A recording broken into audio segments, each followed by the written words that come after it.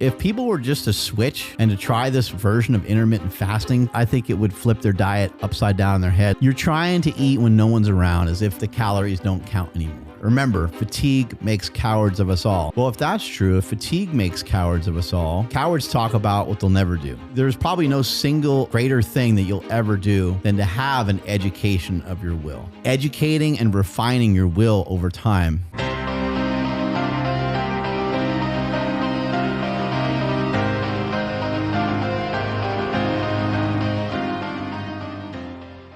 You know, my wife, she doesn't understand that I'm a goddamn celebrity.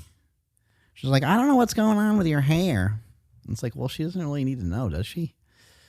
All she needs to know is that I'm an international icon, and this is the way it's going to be.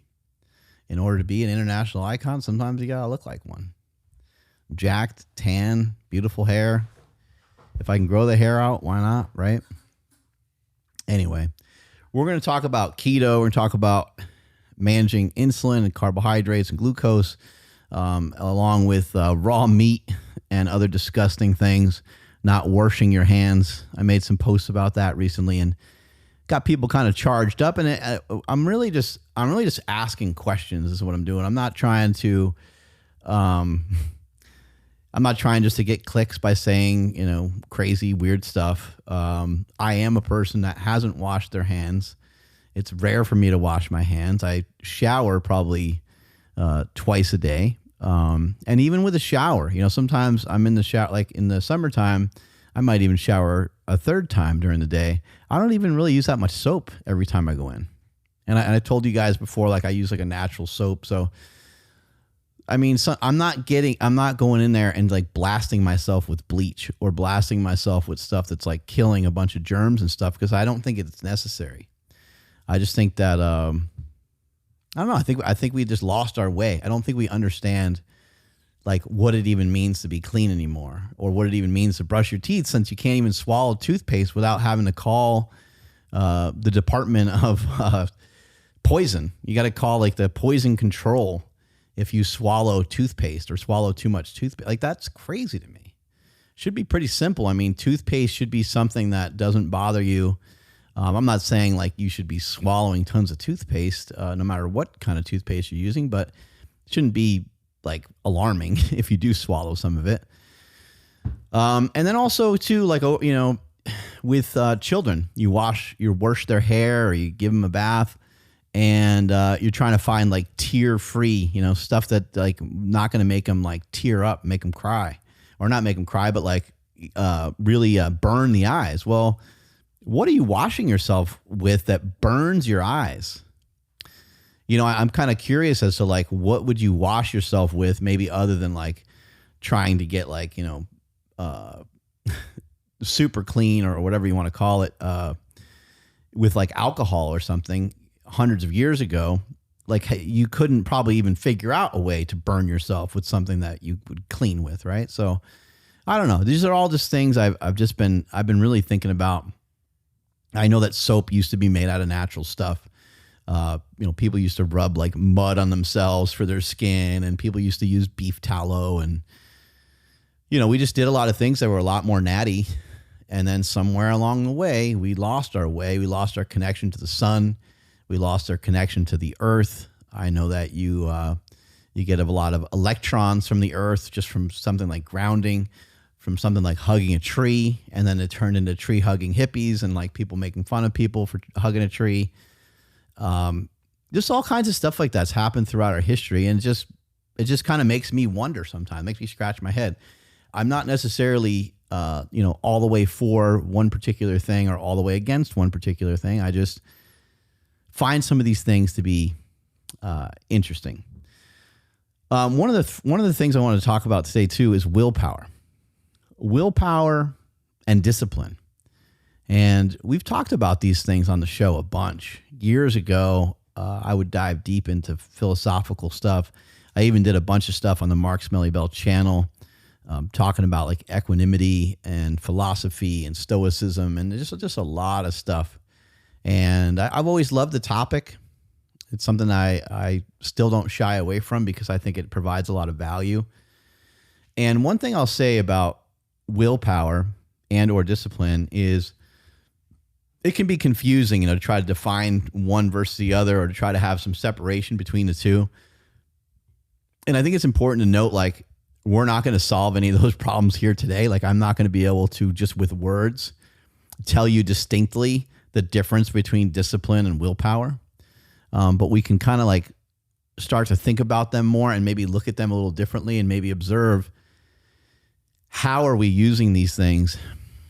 I think we have to think about our resources and how much resources do you have to dedicate towards certain things. There's another word, dedication, motivation, stick-to-itiveness. Like, where do these things come from? Remember, fatigue makes cowards of us all, said Vince Lombardi, right? Well, if that's true, if fatigue makes cowards of us all, cowards talk about what they'll never do, right? A coward is going to talk about how they have all these goals, they have all these things that they want to do, they have these things they set out to be, and these things that they set out to do. A lot of times the things that you set out to do are going to turn you into what you want to be ultimately, right? But a coward will talk about it and he'll never actually do it. He'll never actually like follow through with it. In my opinion, that's kind of what happens with that. So, if you think about in your effort to not be a coward, in your effort to hang in there, you're going to have to figure out a way to manage or to, manage is the right word because you can't avoid. You have to figure out a way to manage fatigue management. And if we can manage fatigue, then maybe we don't have to really think about motivation as much because it will already be there. What kind of music needs to be playing? What kind of music needs to be playing, and what kind of beverage do you need to have just drank in order to want to bring your kid outside or bring your kid to the park? Do you need this special pre-workout? Do you need this special song to come on to get you fired up to take your kid to the park? Or is the energy just there already because you're thinking of how amazing that's going to be and how important that is for your son or daughter to go outside and to have a fun time with their friends or with you or whatever is planned for the day. Sometimes, even though you know that it's in everybody's best interest, including yourself, to get outside, you're also exhausted. I hear people use that a lot. Man, I'm exhausted. Man, I'm really spent. I really worked out really hard. My legs are really tired from yesterday. I think there's a lot of things we can work on with this type of language. And this really does relate a lot to motivation and willpower, because there's probably no single greater thing that you'll ever do than to have an education of your will. Educating and refining your will over time, I think, is going to be the single greatest thing to determine your success in your life. I'm trying to think of the education of our will is the object of our existence. That is from Ralph Waldo Emerson. And I did not even know this because I'm just like always on another planet for some reason. My kids, the school that they went to here in Davis, California, they went to like a not preschool, but like, I don't know, whatever like fourth grade is or third grade, elementary school or something. I don't know. They went to a school called Emerson, and it was like years later that I had to bring the kids to Emerson for something else that I realized that's named after the philosopher that I am always reading stuff about. I never even put two and two together. I was like, oh my God. But yeah, Ralph Waldo Emerson, the education of the will is the object of our existence, is one of the things he said. And it's like, what does that mean? Like, that's a pretty big statement. We're trying to, figure out how to continually like raise the bar, continually get better at stuff. And it's, in my opinion, it's a constant pursuit of having like a stronger will. Will is really weird because it's attached to multiple things. It's attached and detached at the same time, because it's going to be attached to certain habits and it's going to be detaching from other things. It takes a great deal of will or motivation or dedication to not do stuff. So we talk a lot on this podcast about the things that you want to do and the things that you enjoy and how you should really lean into that. Ryan, I don't know if you know, but I have a black screen over here, and normally I can see the screen. So, you know, it's there's a huge thing with like avoidance. Like we need to, I can see it now. Huberman's on the screen now. Yep. Yeah. Andrew Huberman had, Ido Portal on, Ido Portal. I'm not really sure how to say the name. I don't know if it matters that much. He probably wouldn't care. But, Ido Portal, fantastic philosopher, movement expert, was on Andrew Huberman's show once again. I think it's probably his second or third time being on there. He's been on this show before, and obviously, you know, he's world famous. People know who he is. He's working with Christian McCaffrey at the moment, and they're doing some great things together. He's worked with Conor McGregor in the past, and he just has interesting things when it comes to, really when it just comes to philosophy in general, but when it comes to movement, it's fantastic. Something that I discovered recently was that with my breathing, I can get myself to start breathing so slowly, and I could start to breathe out kind of so much, because I've been kind of working on having longer breaths out, that I can sometimes no longer tell whether I'm breathing in or out. I also can kind of scare myself because I can't tell if I'm asleep or awake, which that might sound pretty crazy, but I've gotten into these little like trances where I'm like meditating and kind of relaxing. It's not even all that intentional, to be honest with you. It's not like I've set out to like, you know, sit in a corner and meditate. It's just something I've been thinking about, like the space between. There's that song, right? The space between. And I've been thinking about the space between stuff, how interesting it is. The stars wouldn't mean anything without all the space and all the darkness, right? There's a lot of things like that in life. I mean, somebody paints something, and if they only paint one color, then you really might not get that much diversity within an image. But if they sprinkle in a tiny bit of something that has a contrast to it, it might make everything pop. And then all of a sudden people are like, wow, it's a beautiful painting. That's a beautiful picture. They're not ever going to say that's a beautiful canvas. Oh, wow, look at all the space that's in that painting. Even though the painting could make up a small portion of it, right? I find it interesting with gym design, you know, being someone that's been in gyms forever. One of the things that I used to see, I used to work for a company that would move in fitness equipment, and we would outfit gyms. We'd help them set up their gym. Normally, the way that it worked was the places that got the most compliments had the most amount of space, not the most amount of equipment. It was weird. People would walk in to this facility and they go, oh my God, this place is wonderful. Look at how much space they have. And you're like, I didn't think you really came here for space, because like, isn't space sort of everywhere? Don't you have some space in your apartment? Don't you have some space in your house? Don't you have some space at your office?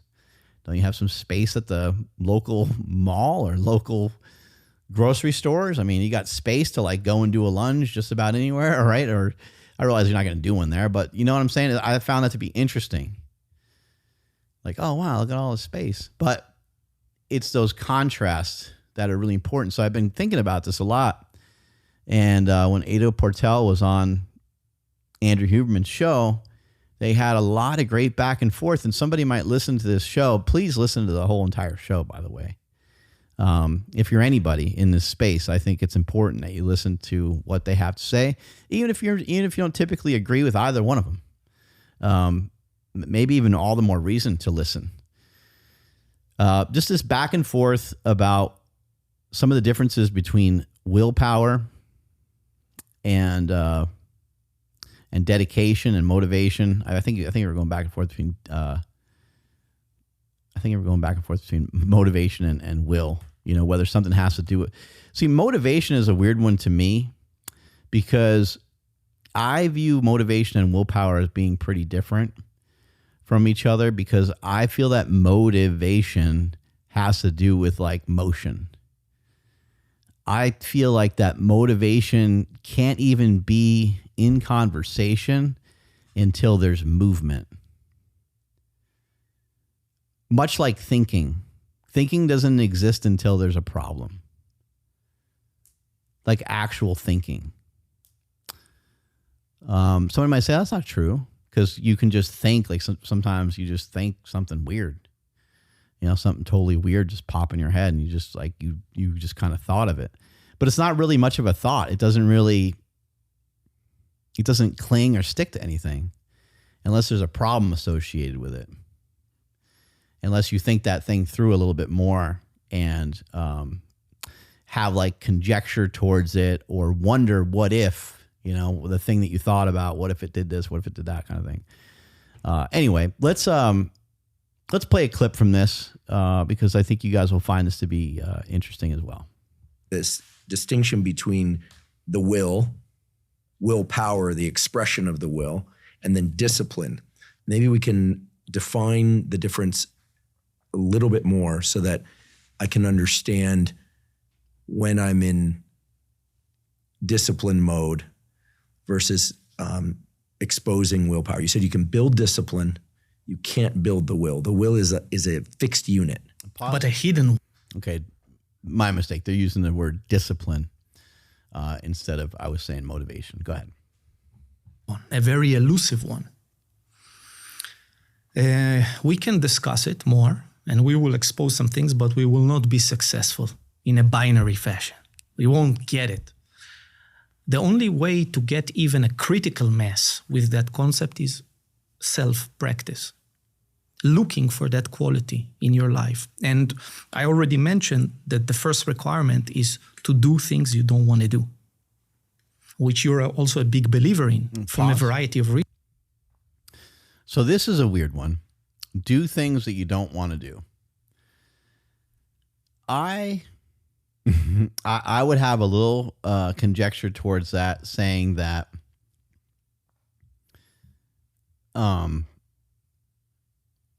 it's very difficult to do things that you actually don't want to do. You must have discussed with yourself at some point that you want to do said thing, because otherwise it wouldn't be on your list of things to do. It could be like jog 5 miles and you're like, oh, I don't want to do that. You know what I mean? But you kind of do want to do it, right? It could be it could be some other things on there that are more like goals, and you don't want to do some of the things that it would take to get you to the goal because they're rigorous and hard, but you kind of sort of do, right? And so I don't think you can really truly do things that you don't want to do unless you're like physically forced and abused to do them. And I guess you could say that you could sort of do that to yourself, but I don't really know anyone that does that. Not even like David Goggins. David Goggins obviously chose running for a particular reason. Like, he could have chose, there's all kinds of different things he could have chose, but he chose that because he likes it enough. All right, go ahead. Reasons. All of them are not as important as this, because they go to serve this layer, this corrupted self, this success in this area. It is not important. What is important is you, not all those things. And will is actually that representation of you, the totality, the harmonious combination of all that you are comes together, and hence you can be reliable. You have a sequence. You found a way, You cannot push this forward. You cannot force this. So you need first a situation which you don't want to do. So I tell people, here is the first requirement of this new practice of will. Yeah, and I think, again, what he's referring to, just so we have language that makes sense, like it's stuff that you kind of don't want to do. And in this case, I think that what he's about to mention is really, really important for everybody to really perk your ears up and listen to, because how to get started with something is probably the hardest part of the whole thing. So, man, I should really get going with some running. I should start getting into that, and then you're like, but my knee bothers me. Last time I was 2 miles in and my knee just swelled up. It's really bothering me. And you're not thinking like, I could just jog periodically 50 yards times 10 and have a good jog walk, right? And then over time, maybe I can titrate that up. So I think, that's some of what he's about to mention here. But I think it's noteworthy because I think for some reason, a lot of times we want to bite off more than we can chew, and we don't think about playing. We don't think about gamifying the situation. We only think about like the sacrifice that's happening. You think about you're thirsty, you're tired, you're hungry, you want to get back home. You don't really want to do this. You could be doing something else. Boy, it's really hot outside. Boy, it's really cold outside. Whatever all these different distractions are that you want to kind of throw your way.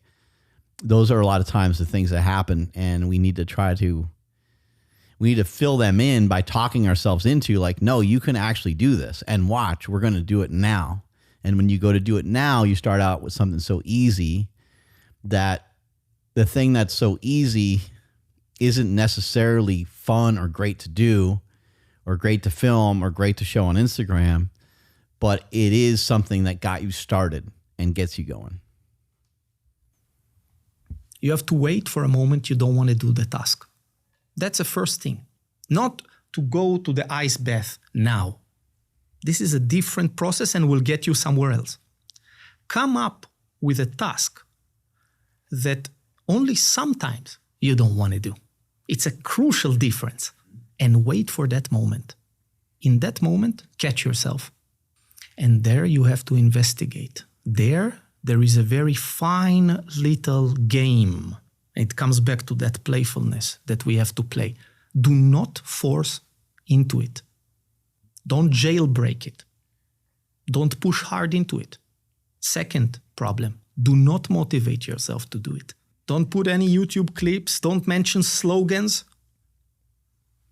Relax yourself. Essential component. Do not rigidify in front of the task. If you do, lower the bar. Find a task that has this right dosage and build up gradually and slowly. I like to use things like difficult physical postures, like holding your arms out for 5 minutes. It's enough. Just straight arms out. Some people can take it further.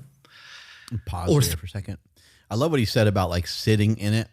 You sit and rejoice in the fact that like there's this thing that you really don't want to do and you're about to go and do it anyway. I think that's amazing.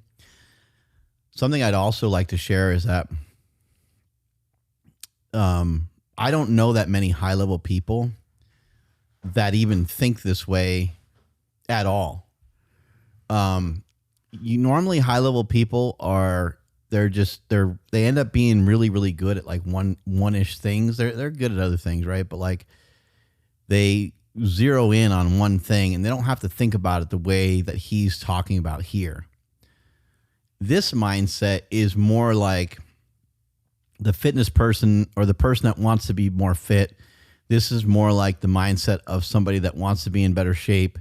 This is more the mindset of somebody who hasn't committed their life to, making some changes from a perspective of their nutrition.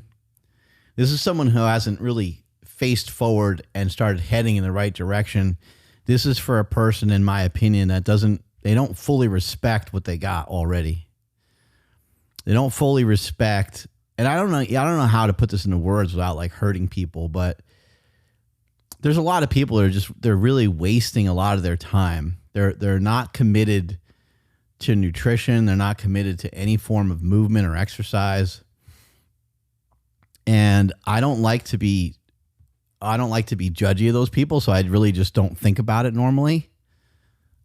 But if I do sit around and think about it, it's hard for me to sit around and think about it at all without getting upset a little bit, without being like, geez, I don't know why he doesn't do that. I don't know why she doesn't do that. Man, like, isn't some of this stuff awesome? But that's the way I feel with it. That's the way I feel with it. But not everyone feels that same way. So, I think what Ido Portal is sharing is some of this stuff is for people that are kind of just getting started on certain journeys. Because I personally don't have to play all these different games to go and like lift or run. Sometimes I do, because there might be some aspects of what I'm doing where it has some touches of what he said, has some touches of things in there that I don't want to do. Like if I had a workout that was eight 400-meter repeats, it's like, whoa, look out. That's going to be very, very challenging. And it's not that I don't want to do it, but you're like, man, that's going to smoke me. Like, my body's going to go through a lot on that day. But again, I don't feel like I have to play some of these games, because I don't feel like I'm trying to play the game off of shoddy willpower that's barely there in the first place. A lot of times I think that people's willpower and motivation is completely shot by lack of calories and completely shot by mismanagement of the way that they work out. I don't want to say overtraining, because I don't want to give people that much credit either. It's like not even fully overtraining. It's like mismanagement of stress is kind of almost more the right term, because I know a lot of people that they're barely even in an exercise program just yet, and they just are getting started. Like, man, I'm exhausted. Man, I'm dying from this. And they're just only like 5 seconds in. But again, if we start to take on some of these playful characteristics of like, this is going to be fun, I'm going to gamify this, I'm going to turn this into this thing, then it just lowers the barrier of entry, and you're entering into the whole thing in a completely different way. And when you do that day in and day out, you start to find out that you can exercise way more than you ever thought you could. You could put way more intensity behind it. You could have way more frequency than you thought. We do have to pay attention to like frequency and intensity, duration. Like those are all things that are really critical to the overall volume, and we want to make sure that we're not overdoing it. But man, you can train a lot once you start to take on some of these characteristics of what Ido Portal is sharing here today. 3 minutes, or doing a horse stance, and then wait for a critical moment. When I'm tired, a lot of these things are very useful. So I've grown to practice those things at the end of the day. When I'm checking out, that is the moment where I bring it about. And then you have to research, and you have to find a thread, a way to get this going again and again and again with this gentle quality, this playfulness, this softness, and slowly increase the bar. What will you discover? Your will is sufficient, is like a mosquito's fart. That's the power of our will. Even incredibly powerful people, because they only use discipline.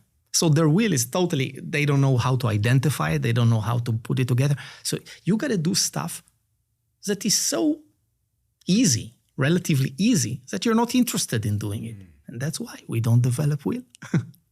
So these are some of the discoveries that I had with myself and trying to bring about this quality, because like you, I did a lot of stuff with powering through. I think the value of a physical... Very cool. Yeah, it's not about powering through. And that's what I was referencing in saying that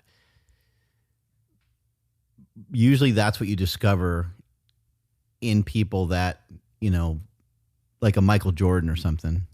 He didn't have to like really sell himself on like, I have to he doesn't have to get all fired up to do it every time. He just loved basketball, right?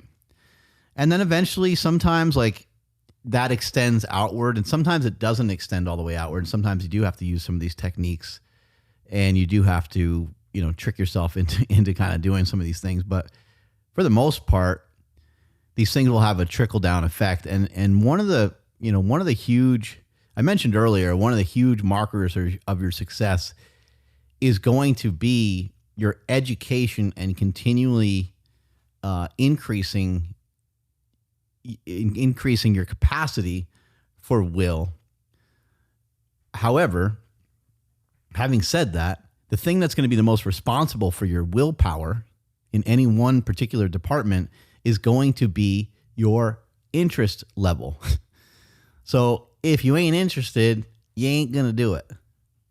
If you don't want to count calories, then you'll have to find a plan that you can manage that doesn't factor in counting calories. If you don't want to train legs because your knee always bothers you, then you'll have to find a program. You can't like trick your body. You can't just do all this other stuff. You could like work around the area. You could work around the injury, and you could train a lot of like hamstrings and stuff if your knee's messed up and you're not training the quad quite as much. There's definitely like, RDLs and leg curls and a bunch of stuff you can do where you're still training the crap out of your legs. But if you are always trying to do things that you hate, you're probably not going to stick with it very long. Is the real truth of it. And again, that's where what he just said is so important, is you have to do things that are so easy that you're barely even interested in the first place. And that kind of sucks. But let's say that I just, let's say we met at a coffee shop and I was like, I'm picking you up for the gym tomorrow. And I start picking you up for the gym every day. And we do one set of 3 or 4 different machines. And then we do one set of like 2 different movements of free weights. And then I drop you back off. And then a couple days later, I pick you up and we do it again. We do it again.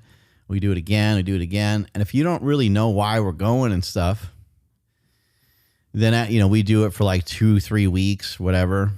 And you start like feeling pretty good. Maybe you start asking questions. Maybe you start learning about it. And then I'm like, oh, you know what? I think starting next week, I'm not going to really be able to pick you up for this anymore. Bring you to the gym and do those. And then you'd be like, all right, well, I'm still going to go. What's this called, or what's that called, or how do I do? Because you're going to have already found the value in it. And now you have the discipline is there. The discipline is laid out. Discipline is almost a little bit more on the militant side, where will maybe exists a little bit more. It's more in like your creative side, I guess you would say. Like it's not as firm. Your will can kind of waver because your will could potentially move and flow with your motivation and with your sadness and happiness and your overall mood. Whereas the discipline's going to always tell you, the discipline is going to always tell you that the thing that you're used to doing is very important. Somebody's dying in your family. You've been diagnosed with something life-threatening. Your best friend's going through a divorce. You got in trouble at work. Your dog died. Just all these things, they're all swirling around, right? And if you're trying to hang on to a bunch of things with willpower, via your diet, and your diet is hanging on by a thread through willpower, and your diet and your training is hanging on by a thread through some willpower, and it hasn't been really like a discipline that starts to feel so good that you feel worse when you don't do it, then the odds of you pushing those things to the back of the line and not doing them anymore is probably going to be the case. And I'm not really saying, like, I don't have a definition for either one of these, willpower or, you interpret them whatever way you want to interpret them. But that's my interpretation of them, is that, like, I feel that discipline is a little bit more definitive, a little bit more black and white. Like there's certain things that I know I should do, that I want to do, that I need to do. They're important for me. They're important for my body, mind, and spirit. And sometimes there's going to be things that like interfere with me being able to like go and do these things. But they are a part of the plan. Like that's just the way it is. And I think Titan O'Hearn kind of comes to mind, because Titan O'Hearn, he doesn't really know what's going on. You know what I mean? He's a little kid, and all these things that he's doing are because he's a little kid. It's like going to school. You got like, you're in art class for a little while, then you're in music, and then you're in this, and you're in that. And that's kind of like Titan is going through these things in day to day, where he's like lifting, then maybe he's messing around on a piano, then maybe he's with a running coach, and he's working on mobility, and then he's like, he's got like that 10, 15 minutes of play that he has with his dad in the morning. He's going to these like jujitsu classes. But all he really knows now is that he knows that he feels good when he does these things. He also knows that it feels good to get good feedback from a coach. It feels good to get good feedback from your parents. And some people could be looking at what these guys are doing, Mike and Mona O'Hearn. They could be saying, "Oh man, I don't know. I don't know if I don't, agree with how they raise their kid." And that's fine. I don't think you need to agree with how they're raising their kid. It's their kid. Titan is their child, and they're doing the best, what they feel is the best for him. Now, what I would say to that too, though, is that, your parenting is not on the line. Your parenting is not seen. Your parenting is, and that's to each their own. Some people believe, yes, these things should be done a little bit more in private, and some people want to share it. The O'Hearns decided to share it. They feel it's important, and I think it's important. And I did not raise my children the same way that they're raising Titan. I did not like force or enforce or reinforce, or however you want to say some of these things, my son to really pay a ton of attention with physical culture, a ton of attention with like lifting and diet and these different things. And I didn't really do that with my daughter either. However, exercise and lifting is what goes on in our gym, is what goes on in our household. My wife and I are both up early every day, and throughout Jake and Quinn's whole entire life, they've seen Andy and I wake up early, and Andy's going to swimming. I'm going to like lift or run or walk almost every single day. And then they're surrounded by weights. There's weights in our living room. We have weights at our ranch. We have weights here in the studio that I'm at now. We have a membership to Planet Fitness. My wife has a membership to another gym here in town. And so we have a lot of access to a lot of different equipment, and my kids are fully aware of like what we do. And they both enjoy aspects of fitness, but I don't want to speak for them, but I don't think they love it the way that Andy and I really enjoy it. But I don't really care if they do. What I do care about, though, is I hope they find something that helps them to feel the way that I feel from fitness. And maybe with the O'Hearns, maybe they were like, hey, if we just get on top of our kid with this from a young age, now the kid at 10, 12, 15, the kid's just on autopilot. He didn't even have to think about it. And if he wants to like drop out of all these sports, he can. But good luck trying to drop out of all these sports when you already picked up some great attributes from these sports, and you already became pretty proficient at them. You already have good mobility. You already have good quickness and speed, and you are one of the best people on the team. And you're when those things start to happen, then why the heck would you like not do the sport, right? So I like what they're doing. I think it's really cool. And again, I think to each their own. There is no right way to like raise a kid, but there's a lot that could be learned through athletics. A lot that can be learned through. There's a lot that can be learned through force too, right? Like I think forcing your kids to do certain things, I think is important, especially the younger the child. The more kind of like forcing you have to do, the more that they aren't allowed to do certain things. When you have a baby that crawls, the baby's only allowed. How far away is the baby allowed to get away from you? You might say, oh, that's not very nice. You only let the baby get 5 feet away from you, and then you go and pick it up and bring it back. And it's like, well, yeah, obviously, like I don't want the baby to like crawl down the street. You know what I mean? There's going to be things that you're going to make your kid do. You're going to make your kid brush their teeth. You're going to make your kid, they're going to brush their hair. You're going to make them go to church with you. You're going to make them probably dress a little nicer to go to church. You're going to ask them, you're going to force them to take showers. That becomes a huge thing with a child. There's all kinds of shit like that. As you push down the line further and further and further, you actually recognize like, oh, yeah, I'm going to be forcing them to do a lot of stuff anyway.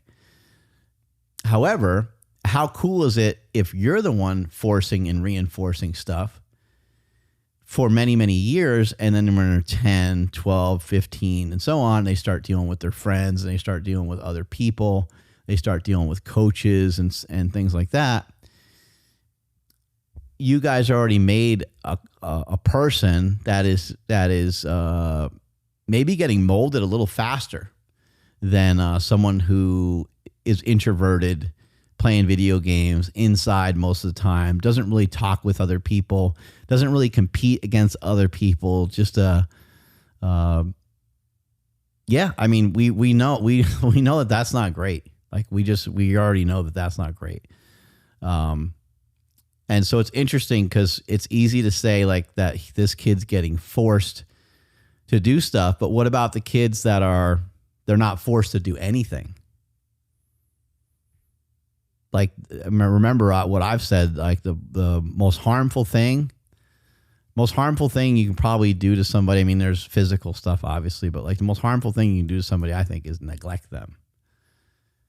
And when your kid has a lot of video game time under their belt, I'm not singling out video games, but I guess I am pointing them out because they are also siphoning off like other things, so it's like it takes video games. They take up an enormous amount of time, and they are mimicking in real life interactions. And it's my belief, after having children and raising them, and even while I was raising them, it's been my belief that like I didn't want my kids interacting with anybody until they were older. Until, hey, like you got to be like, I don't know, 14, 15. I don't really even want like to even interact with your own friends, like on some of these video game consoles and stuff. Because shit can just get weird. It's a weird world out there. You try to protect them from some of that, right? So anyway, that's that. Let's move on to some other stuff. I sent you a clip of the sunrise the other day, and I've been getting up early, been meeting the sun lately. Remember years ago, I would talk about beating the sun, getting up before the sun. And, certain times a year, it gets to be a little easier than others. When it's warmer out, certainly a little nicer. And that's my view every day. I pop outside, get some sunlight. I've been staring at the light, seeing if that will help improve these eyeballs a little bit. I haven't been doing it enough to notice much difference just yet, but I'll continue to do it, and I'll report back and let you guys know, some sun gazing, I guess you'd call it. And then Ryan and I went out the other day, and we did a lot of filming because there's a lot of like weird stuff out here in the countryside. And I just thought like, oh, it's kind of a beautiful area to film. Just see if we can get some kind of cool shots. And you can see me kind of pulling my sled in my front yard here. I have this is the Stealth Sled. We sell this on markbellslingshot.com. Just threw a 45 on there. I think later on I throw a little bit more weight on there. But yeah, just walking to and fro, walking forward and backwards. This is something, I don't do this a tremendous amount. I do like to pull sleds and push sleds. So that's done minimum every single month. I'm pulling or pushing a sled. And then certain times a year, I might get into a little bit more. I actually pushed a sled a bunch yesterday because I did something to my neck. My neck got all jacked up and all inflamed and all crazy, but it's a lot better now. But yeah, yesterday's training session was all sled. It was actually like neck rehab and sled was the workout. But it's nice. You can walk sideways, forward, backwards, all these different things. Now, I've mentioned on a few other podcasts recently, of some of the different moves, some of the different things I've been doing with my diet. And something that I was talking with Andrew K about. Do you know how to say his last name? Andrew Kutnik? Kutnik. There we go. That's not that hard to say. Andrew Kutnik. Some of the stuff that I was going back and forth with him about. He and I talked a lot about like keto and low carb, and he's type 1 diabetic. And he's a big proponent of like a ketogenic diet. Not that he thinks a ketogenic diet is superior and those kinds of things, but in his own research and some of what he's seen, it appears that even for people that do like high levels of endurance, from a performance standpoint and from some of the standpoints that he's actually tested, he's done like, basically clinical trials on some of these things to see how much carbohydrate somebody would need for some of these activities. And it's like you start to go over 2 hours of zone 2, zone 3-ish type work, which would be a long time. Then that's when you would, you could use, 30 to 50 grams of carbohydrates or something like that. And you're like, whoa, like seems like such a small amount. And again, I'm not saying that that's like the most optimal thing, but it's some of the findings that he found in some of his research was that you didn't need nearly the caloric load that people think that you need. Now, could you get away with consuming more? That's kind of a different topic, right? Like, could you have, 200 grams of carbs and benefit well from that? Sure, I'm sure you could. And he's open to, discussing a lot of these things and going back and forth. But him and his team, they just found some interesting things, when it comes to carbohydrate consumption. But another thing that he found that is really interesting is that when you are talking about weight loss, and you've heard some other, Bickman is another big guy on this one where, they talk about, look, if there's presence of insulin, you're not burning fat, right? Now, that gets to be confusing because we've seen people, bodybuilders use insulin, right? And they get super lean. So you're like, well, what's going on here?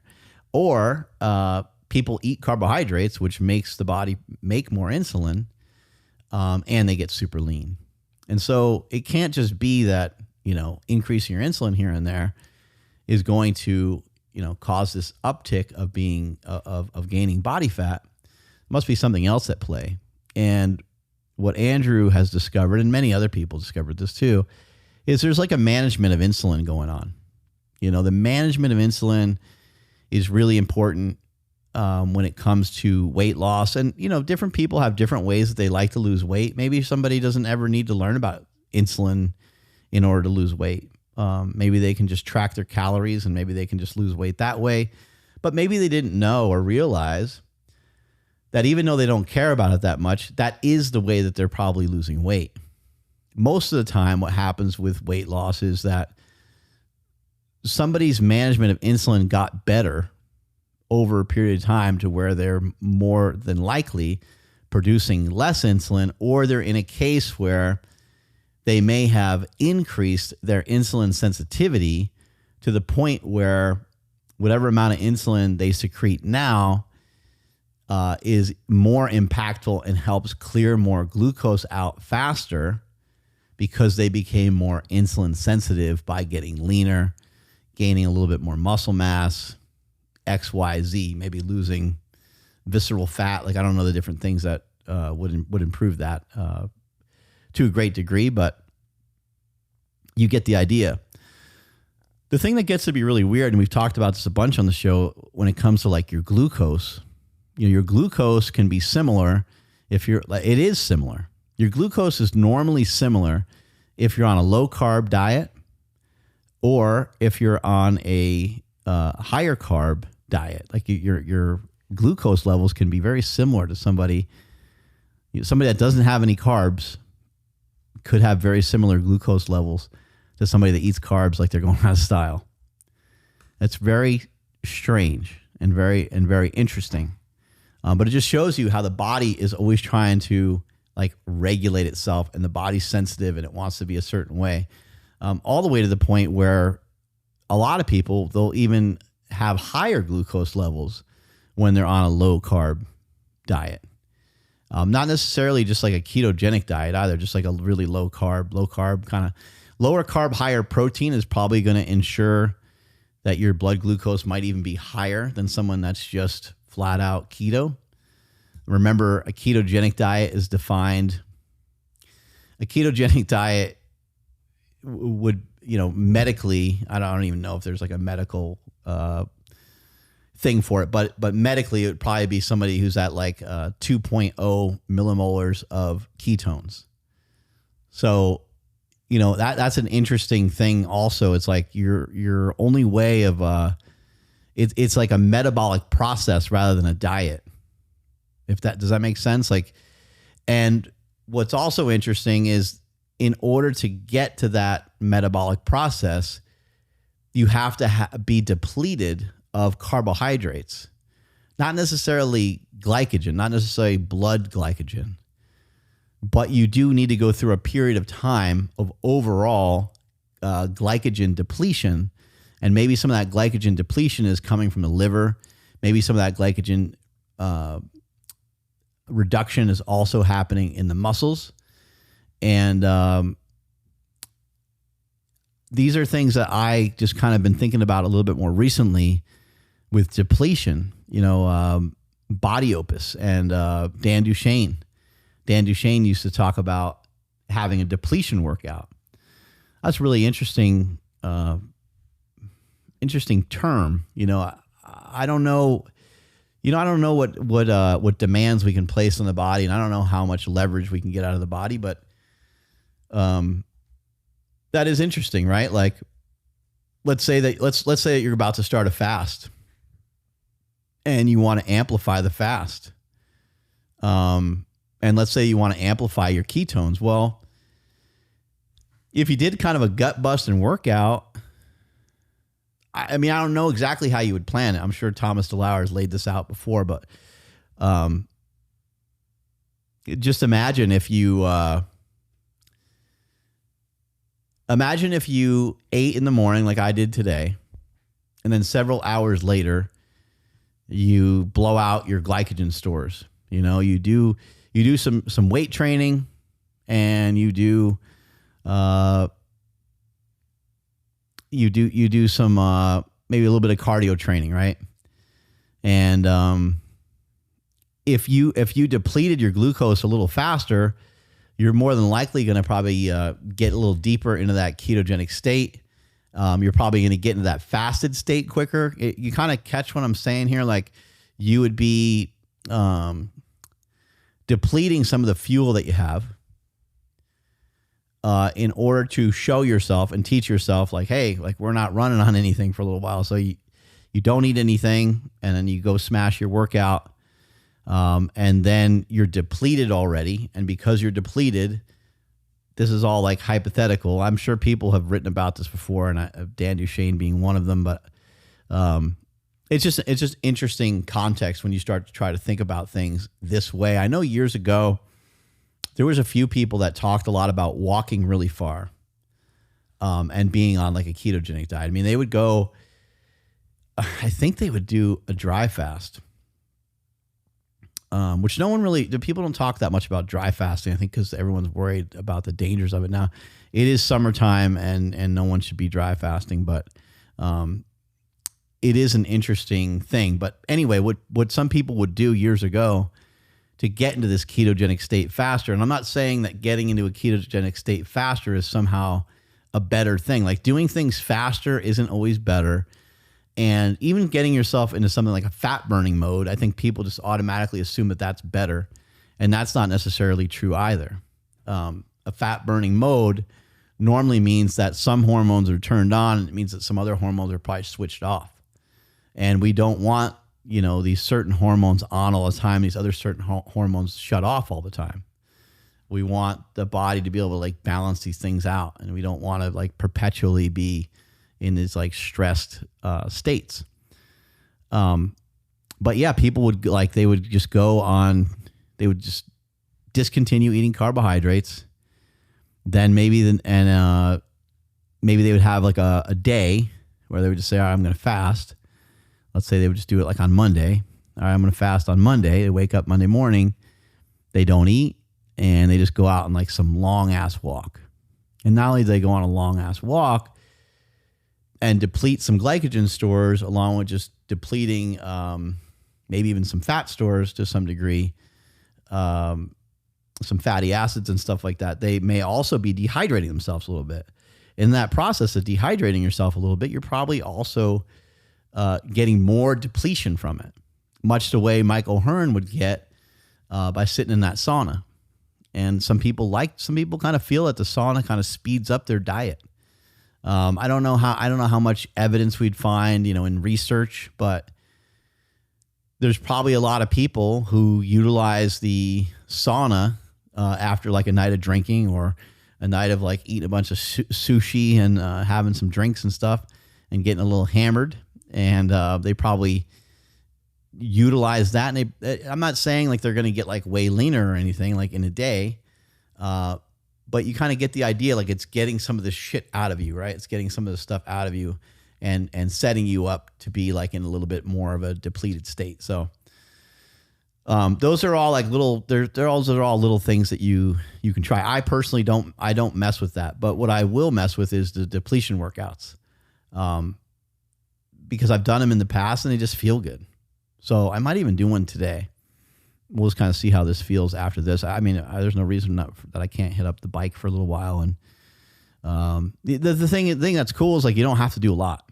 You move around for 40 minutes or so, and that's quite a bit. But yeah, something that I maybe just haven't been as observant about in the past is this idea of depletion. And the more that I think about it, the more that it makes sense. And if you can just deplete and hang in for a couple days at a time, I think it might be easier for you to understand the weight loss process. Recently, I've had a good streak of some weight loss once again. I've been 207 and 208 and 209, 212 at night, stuff like that. 207 in the morning, kind of depending on the day, like the body weight's going up and down a little bit. If I was just to have like 2 days of just, hammering some food, yeah, I'm sure I'd probably go right up to like 218 or so, 220 maybe even. But I have been having a cheat every week. I've been having some pizza. I've been trying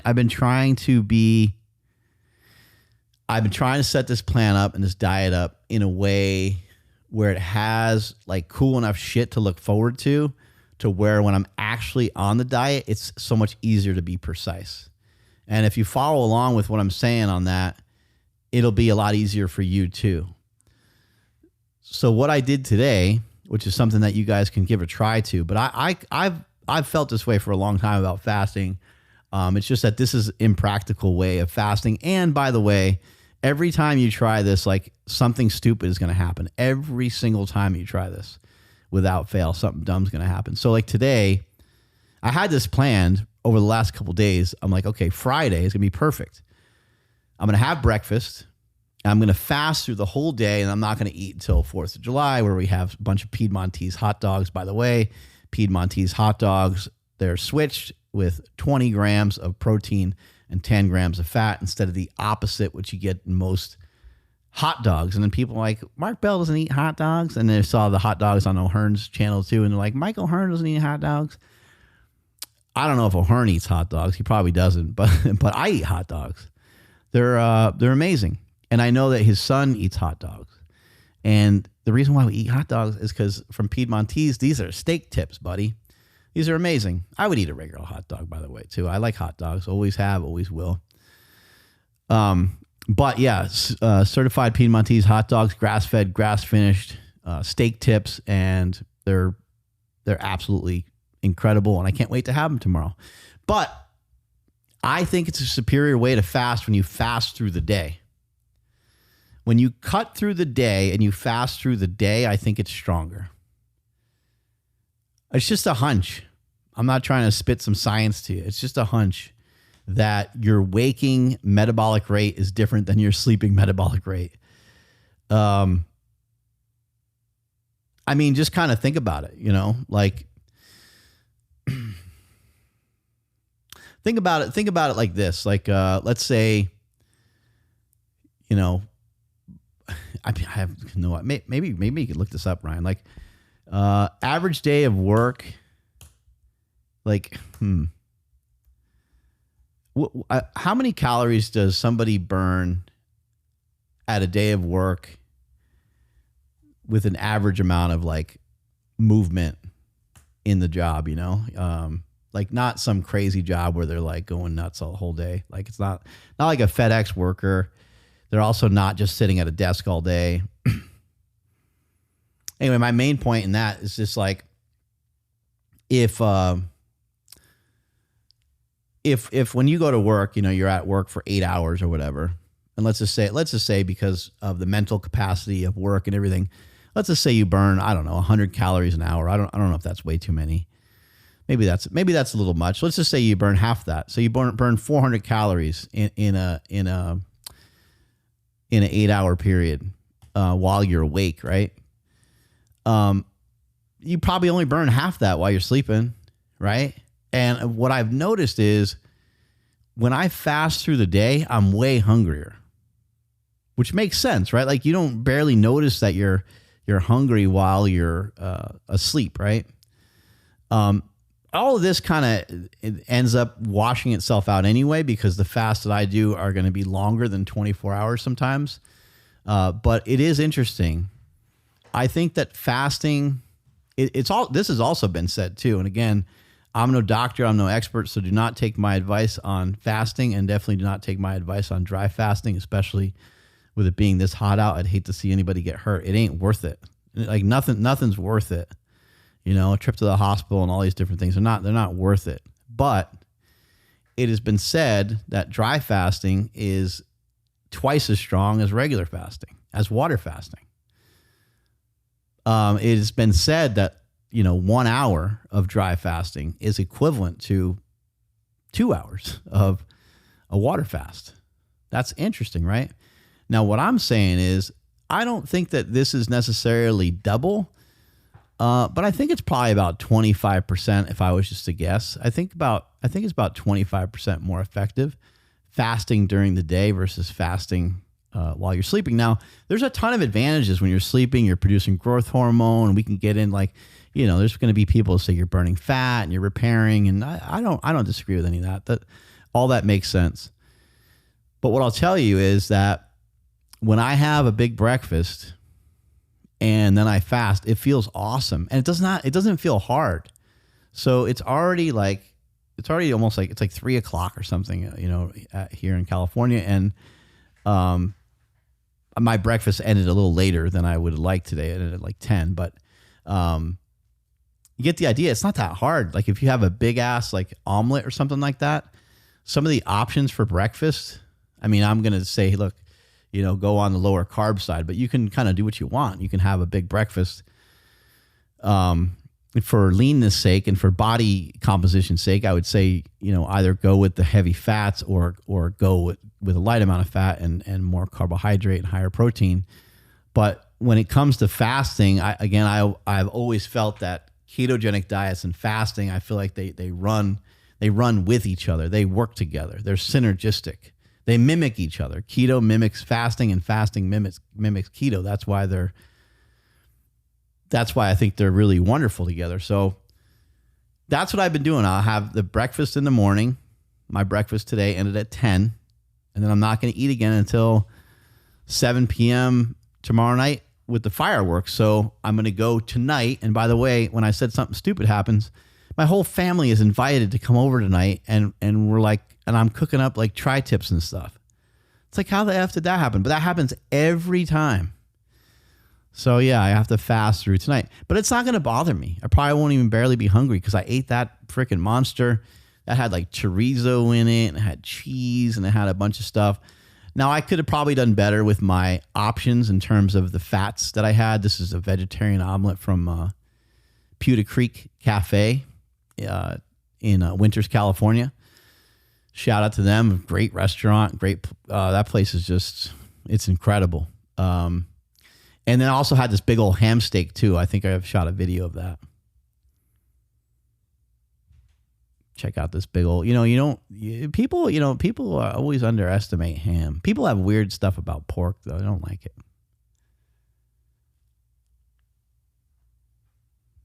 Oh, here we go.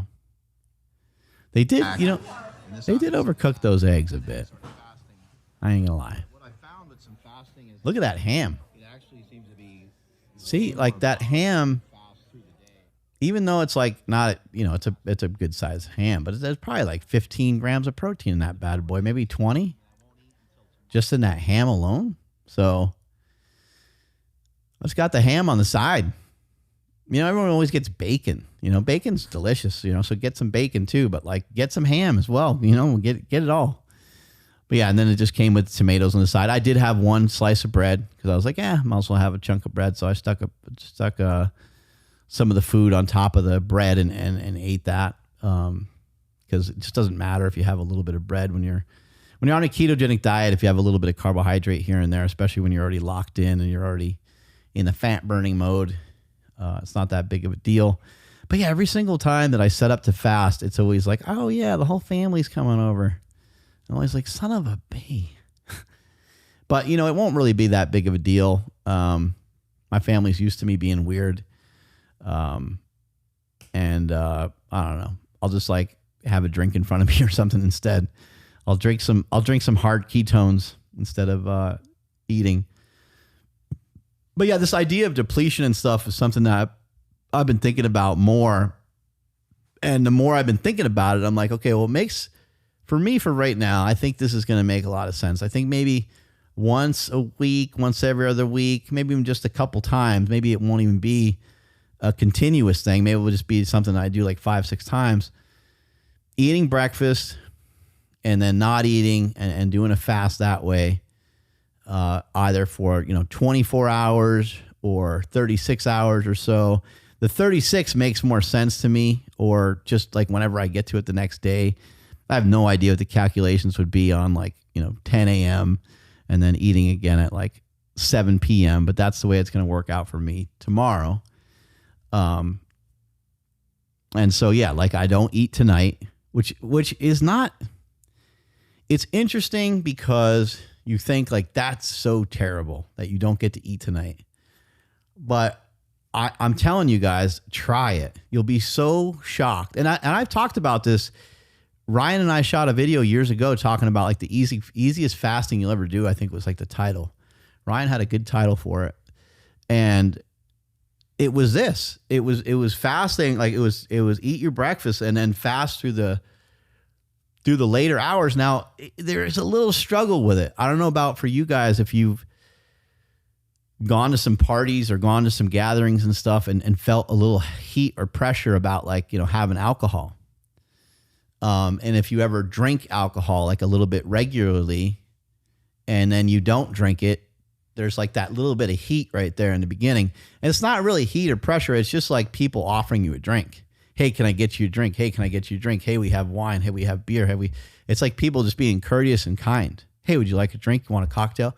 Hey, we're making this. Hey, and my family, that's like a big thing. My brother-in-law is distilling his own, he's making his own hard alcohols and stuff. So he's making his own gin. There we go.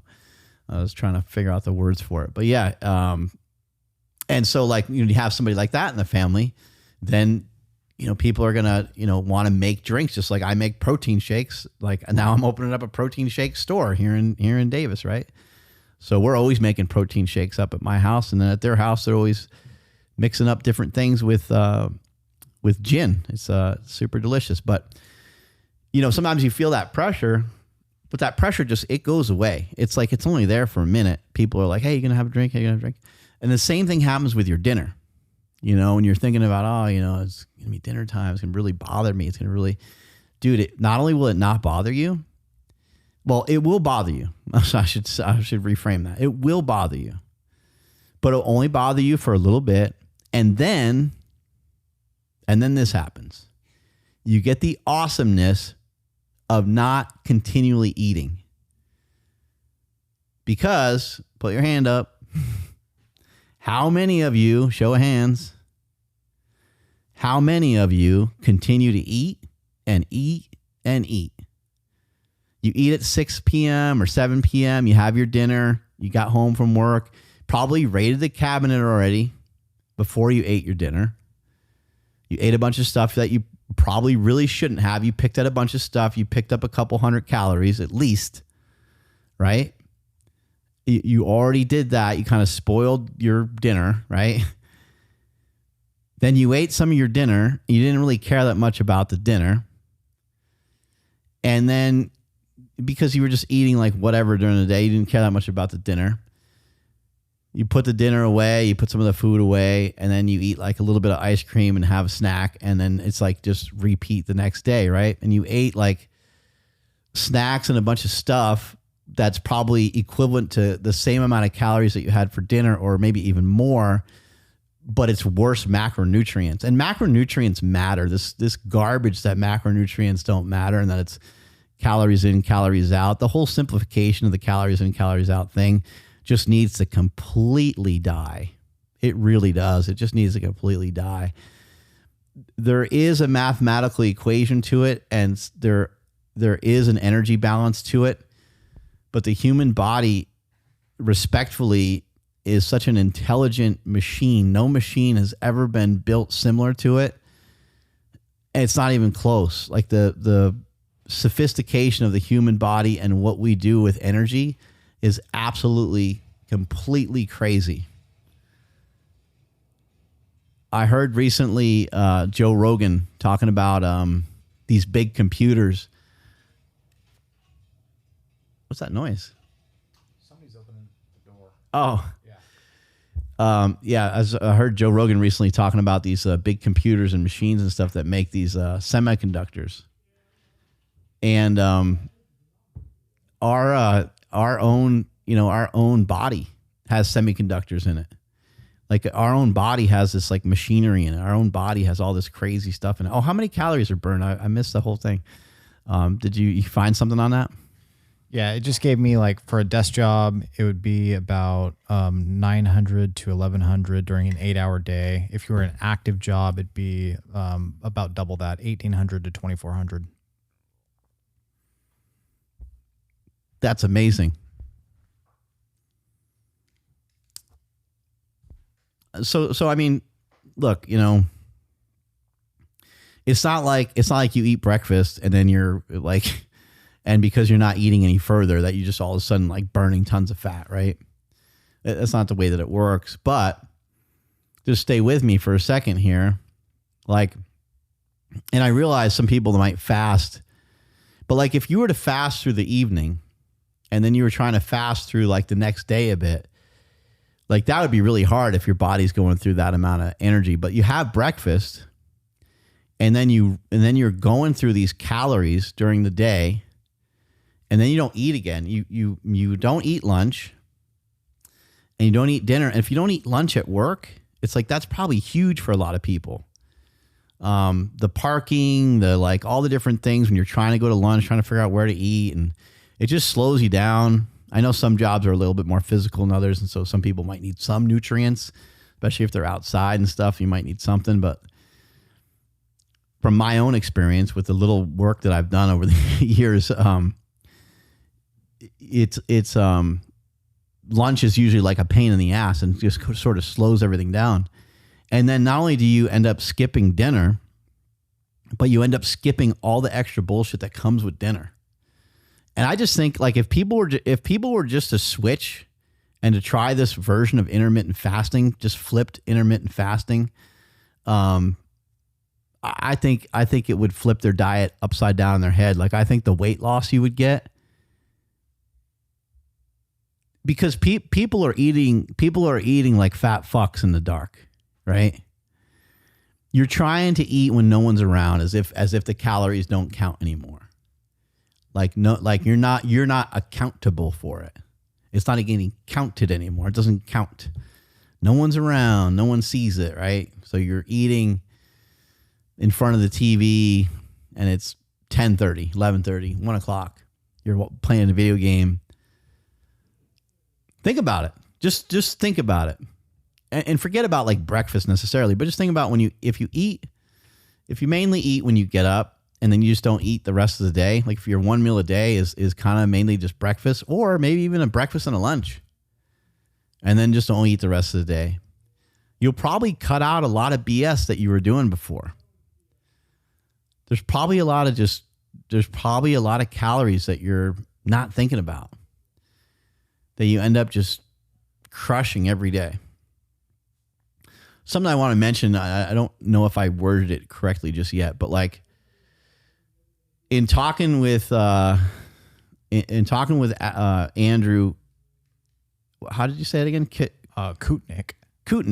And talking with Andrew Kutnik a bunch kind of behind the scenes after podcasting with him, and getting a better idea of like his own diet, his own management of his type 1 diabetes, and how he helps other people and stuff.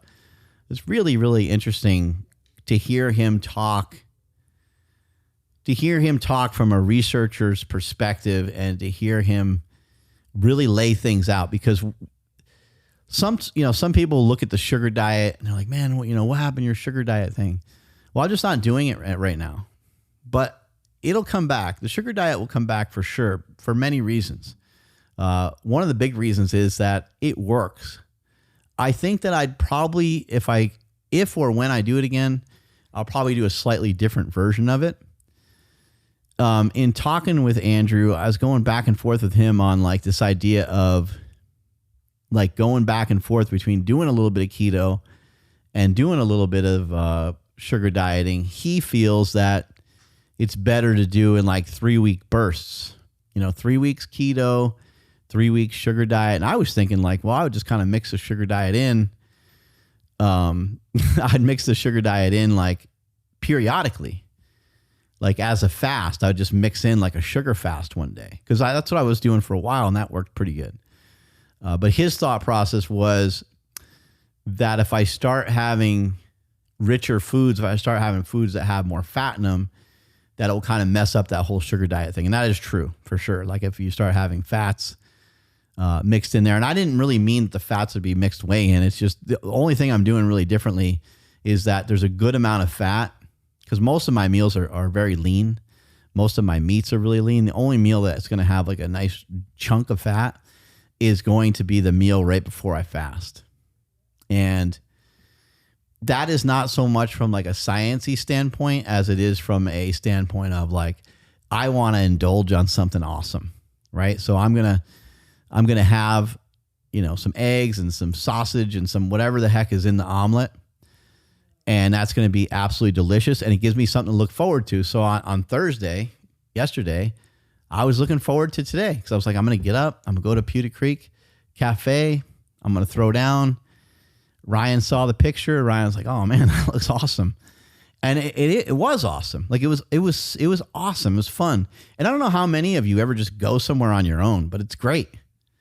Like it's absolutely great. Like I went to see Toy Story 5 the other day, just completely by myself. Just every once in a while, just go and do something completely by yourself. Who cares? People are going to think you're weird or lonely or both. And maybe both are true. Who knows? But it's fun sometimes just to be by yourself. And it was, you don't have to answer to anybody. You just pay attention to yourself, and you go and you have a good time. But it was super delicious, and it was something that I looked forward to. Now get this. So I get to look forward to that every week, right? I also get to look forward to, like there's some days where I might fast through the morning, and I might only have like some ketones and stuff in the morning time. And not that I'm looking forward to that day, but I am looking forward to the way I'm going to eat later that day. So I might have a ribeye cap Piedmontese steak to break my fast. I might have a filet to break my fast. I might have a bavette to break my fast. All those things, like, they just sound so good. I might have Piedmontese hot dogs to break my fast. I've been doing chicken lately. My wife's actually been on this kick. She's been making these. She's been making tons of what the heck is it? Like Mediterranean Greek. She's been making a lot of Greek salads. She's been just crushing it with Greek salad. She's made up tons and tons of chicken breast. And then she just chops up tons and tons of tomatoes and onions and cucumbers. And then we get some olives in there and some olive oil, some salt, some pepper. And it's like, just, it's unbelievable. And so we've been doing a bunch of that lately, and just having that around, just hammering some scoops of it here and there. It gives you something to look forward to. Now, it doesn't sound like, if you're not used to these flavors and you're not used, like, it doesn't sound rich. It doesn't sound awesome, right? Because you're like, I want to have a sandwich. I want to have a sandwich and some chips and a diet soda. Yeah, of course you do, because that's the flavors that you have come accustomed to. I'm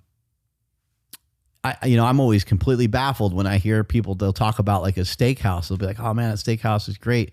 And usually the next thing out of someone's mouth is like, yeah, they have the best mac and cheese.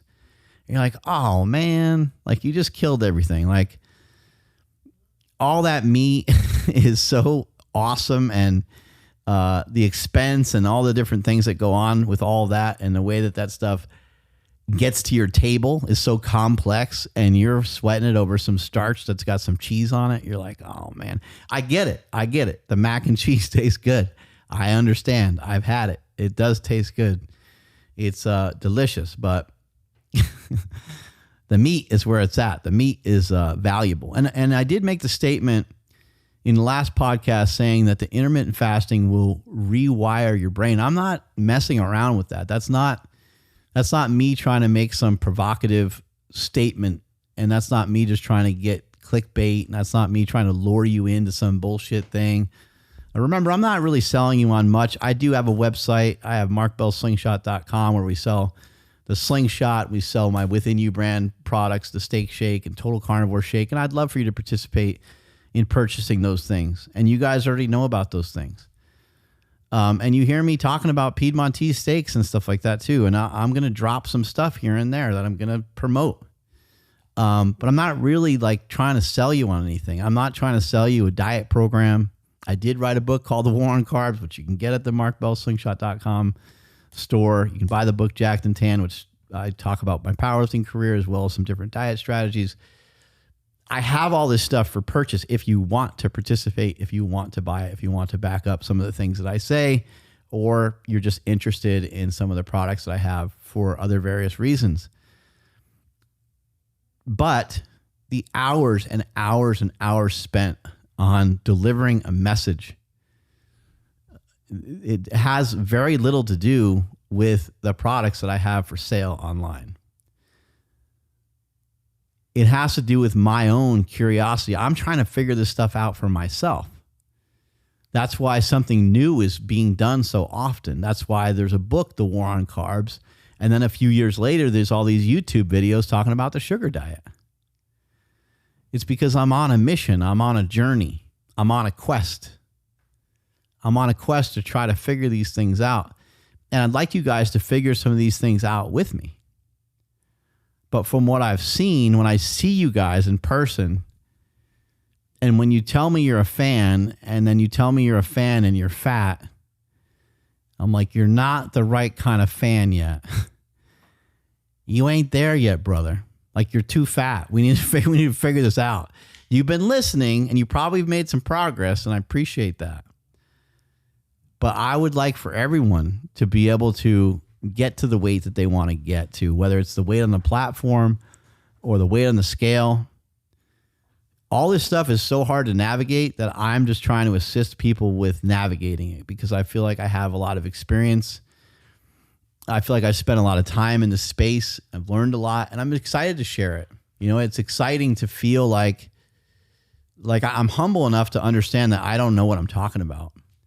But I'm also, I also understand that I do know what I'm talking about. I do understand that what I'm sharing can be super beneficial to people. And if people can figure out a way to have a plan that sets them up for success, that deters them from binging. Binging is the biggest problem. And not even like a flat out just like binge of like, you know, you stopped at the store and bought candy, or you got insomnia cookie at, you know, midnight or whatever. Not even just that, like even, you know, just even more benign than that. Even more like rummage through the freezer and hit up a couple of little ice cream things you have, and then rummage through the pantry. Like you could start to put a stop to all of that, or you can pump the brakes on all that, or you can do a better job with all of that over time. Like it takes time. Like I'm still working on it. It's still not always easy for me. I still will wake up sometimes in the middle of the night and just be like, man, I just feel like eating something. And I'll go and make a protein shake. I still do it. I mean, all these years later. And now, you know, I've learned over the years to not have any guilt or shame over it, you know? Not that I was having like tons of shame over like making a protein shake. But I felt weird. I'm like, why? Like, I kind of feel like I'm the only one that does it, because other people never really talk about it. But I know other people do it because other people reached out. It's like, I do the same thing. You know, and for me, it's like, sometimes I'll have a legendary Pop-Tart, sometimes I'll have a legendary donut, or sometimes I'll have 2 legendary donuts, or sometimes it's just like, it's stuff where I'm like, do I really need those calories? And it's like, well, what I've learned about it is there's some reason for it, right? So then what's the reason for it? Well, the reason for it might be that you're not getting enough during the day. So then see if you can eat a little extra during the day. See if you can throw in, you know, an extra something here or there. Are you not getting the flavors that you need during the day? Is that the problem? You know what I mean? So I've tried to sort it out. I've tried to work it out. And the way that it works out for me is I bring back fasting. It tunes me in. I bring fasting back in. It tunes me up. And it, like I said earlier, rewires my brain, because how do you get yourself excited about steak? The only way to get yourself super excited about steak or particular meat every single time is to have enough time between the next time, right? You have enough time between the last time that you did it, then you'll be pumped about it. So it's like, if you're not hungry for more steak, or you're not hungry for more chicken, or you're not hungry for more whatever's on your menu for your plan, then you didn't wait long enough. The answer isn't to eat something else. The answer is not, I repeat, the answer is not to eat something else. When you're like, I don't really feel like chicken. I don't really feel like chicken probably means that you should eat chicken, you fat bastard. I don't really feel like chicken. I've had people tell me like, I can't eat chicken breasts. I'm like, you're going to be a fat the rest of your life. You don't necessarily have to eat chicken breast, but you get my point. It's like, man, you're going to have to bend. Like, brother, I'm sorry. You got to like, you're in an extreme situation. Like this is an emergency. We need to get your big ass heading in the right direction. You're not heading in the right direction at all. And again, you don't need to have chicken breasts, but you're going to have to find some sources of lean protein, most likely, to be able to get you to head in the right direction. Because if we're going to try to do all this with fattier meats, it can be done. But now we're talking about a pretty low carb diet, and like it could be done. You can lose a lot of weight that way. I started to lose some of my initial weight that way, and then over time, you started to learn like, all right, which macronutrient do you cut out? Do you cut out fat? Do you cut out carbs? No. You don't cut out only fat or only carbs. You cut them both out. That's the truth of it. That's how depressing this whole thing is. That's how depressing this whole thing is. That's why we've had no impact. That's why the nutrition industry, the supplement industry, the fitness industry as a whole has had like next to no impact. I mean, fitness industry skyrocketed, right? And then what went right along with the fitness industry? Pew! Obesity. Yay, we crushed it. We did a great job. We did a great job. It's because the whole thing's really depressing and sad and hard. It's difficult. The whole thing is difficult because which macronutrients do you chop out? You chop out a bunch of carbs and you chop out a bunch of fat. That's how you start to make progress. And then you're super hungry. You can only cut the fats down so low before you end up, with a hormonal issue and or just super hungry all the time. And you can only cut the carbs down so low until you're just completely dissatisfied with your nutrition.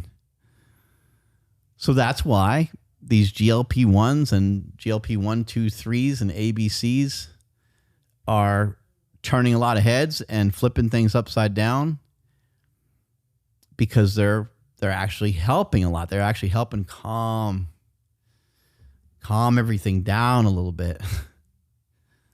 Somebody decided to sprinkle in fats, carbs, and salt. Fats, carbs, and salt. Fats, carbs, and salt. Somebody decided to sprinkle that into our day, every day, get us completely addicted to it. I mean, I have friends, they'll just say, oh yeah, my mom, she's just like, she's, totally addicted to chocolate. Like she's, every time she goes to the grocery store, she gets chocolate. It's like, some people they've taken the red flag and they just waving it around. And you'd think, oh, come on, what's wrong with mom having some chocolate? There shouldn't be anything wrong with that. There is something wrong with it. We don't look the way that we should look. We're 20 pounds overweight, 40 pounds overweight, 80 pounds. Like I think everybody can be in agreement. Look, modern day, going around with an extra 10 or 20 makes tons of sense to me. Amen. More power to you. You're eating a little bit of what you want here and there, right? But how far does that go? Does that go all the way back up to where I was when I was 330 heavy ass pounds? That seems a little extreme. To have a face that big, a head that big and round and fat. It's not good. So yeah, what Andrew Kutnik found was the management of insulin being a key factor. Whether you're on the sugar diet or whether you're on a ketogenic diet. I should get him on the horn to talk about that a little bit more because he's going to be able to explain it a lot better than me. But the short of it is that the sugar diet and diets that utilize a lot of carbohydrate and shut off the fats. Because remember, in the key to the sugar diet is not necessarily sugar. It's not necessarily carbohydrates. The key to the sugar diet, like the real big key to it, or a huge factor to it, is that there's no fat in it. We're talking like 30 grams and under every day. Much like a low carb diet. Low carb diet, like we're not really talking about much of a low carb diet unless we're talking about like under maybe 30 to 50 grams a day, right? That's a serious low carb diet. And a serious sugar diet is under 30 grams of fat every day. When you get into that state, you actually start to manage insulin pretty well because your insulin sensitivity goes up. Now, the problem is with some of these recommendations of the sugar diet, being someone who's like an influencer, like I don't love being an influencer. I never really looked at myself as being one, but I am one. So I got to be really careful with my recommendations. And the sugar diet is something that, man, I'm someone, I hate all of it. I hate so many things of this. I don't hate doing this right here. I don't hate coming to this studio with Ryan and shooting stuff. I love doing this. And I love going back and forth with Ryan on ideas and different things that we can do. But I hate the like and subscribe. I hate all that bullshit stuff that people do. I hate, oh, if you're interested, type in the word carbs and I'm going to send you. Fuck you. I hate all that shit. I hate the whole thing. I hate seeing it. I hate seeing friends do it. I hate the whole process. I don't even know why I hate it so much. That's how much I hate it. I hate it so much I blindly can't even tell you why I don't like it. But I hate a lot of this stuff, and I hate the fact, I resent the fact, and I'm using the word hate on purpose. I don't usually use that word that often, but I do hate it. I hate any caveats on stuff. Like, for example, when I benched 578 in competition, I took a fuck ton of Trenbolone. Period. That's it. I just want to say it like that. You know what I mean? I don't want to say, hey, I'm not a doctor. I'm not a TRT professional. This is not advice from a doctor. This is not, right? Like, I hate all that stuff. I mean, it wasn't that much Tren, but there was Tren involved. I took more Tren for the bodybuilding show than I did for this. That's what's even more amazing.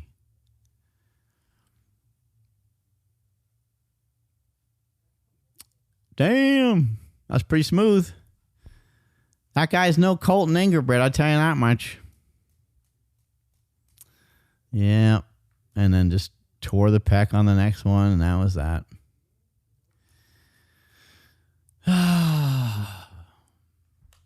Just relive it right here. 600 pounds. Kind of crazy because I remember everything just feeling light. I remember everything feeling good. And yeah, that just sucked. I remember like pushing into that weight and almost getting like a little bit of a throw with that weight, with that 600. It felt like it kind of jumped. And then when the weight really kicked in is where I tore my pec. So I don't know if I would have made the lift or not either way, because you can see it was going, right?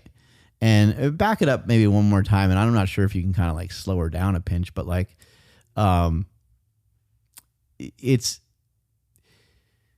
it was a problem for me at that time.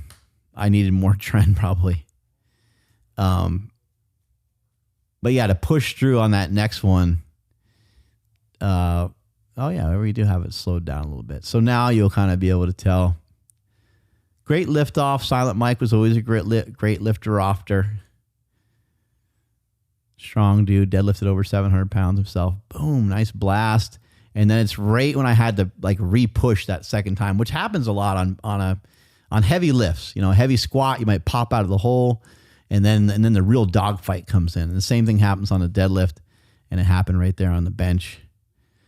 And luckily for me, it wasn't like a crazy tear. It was just like a. Sometimes you get these little like feels like shoelaces, almost like shoelaces exploding off your shoes or something. Kind of hard to. I don't know, hard to put into terms. It was the left hemisphere, left pec.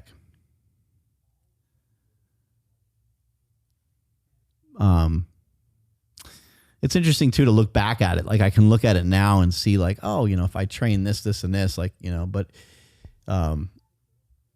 it's very difficult to handle certain amounts of training, certain amounts of volume to like get into those positions to be strong enough to do that kind of weight. And now we got, you know, Colton Ingerbrecht and a bunch of other guys, you know, pressing 585 and 600 nearly every week. I think Larry Wheels, at one point, I think in competition, Larry Wheels is nasty. I think in competition, Larry Wheels benched 661, I think. That's a nasty bench. That is a nasty. Like, yeah, I know he did like fucking crazy. 661 bench, I'm pretty sure that he did without elbow wraps, because he used to, take the wraps and put them on his elbow a lot. And that helps a lot. But Larry Wheels is so strong, it doesn't make any difference for him. He's a beast. But he might do like 700 or so probably with, if he does have the elbows wrapped up. But yeah, I hate all the caveat stuff of, of like saying something and then having to, I hate this one too. This is another one that I can't stand is, when somebody's like, oh yeah, I'll give you an example right here. I got this new brew right here, It's like, oh, new brew is awesome. It's got kratom, kava in it. It gives you some energy, gives you euphoria. I really like the product. I'm not sponsored by them or anything, but it's like I hate that people feel they even need to mention it. Because who cares if you're sponsored by them or not? Your whole show is an ad anyway. So many of these podcasts, mine included at certain points too, there's so much advertorial on it. The whole thing's a giant ad.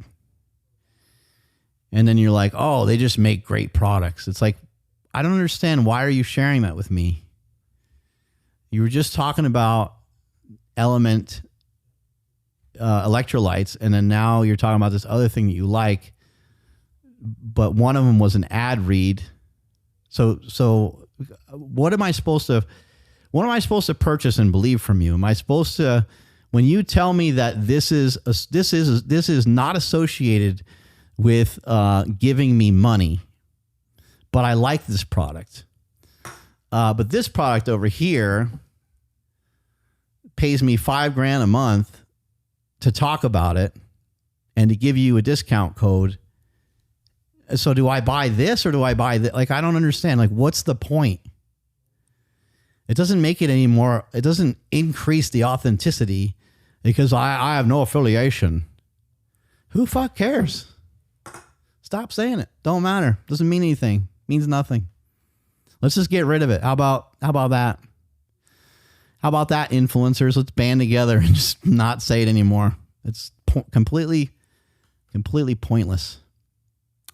Anyway, sorry for the rant. Maybe next time I'll introduce you guys to the reason for the race to 0 followers. And maybe we'll really start a real race to 0 followers. That'd be fun. Then we can kind of take out all these lame ass people all over the internet, one by one. Nah, we can't do that. But maybe we could. You know what? That'd be a great way to go out, wouldn't it? Just like zero in on a bunch of influencers and just like attack them and then just leave. The ultimate act of being a coward, right? Just like talk a bunch of trash on a bunch of different people, get all worked up, get everybody all worked up, get everybody all fired up, and then leave. Let's check out this clip from my buddy Joel Green. Joel Green, by the way, if you're not following him, please follow him because he's the man.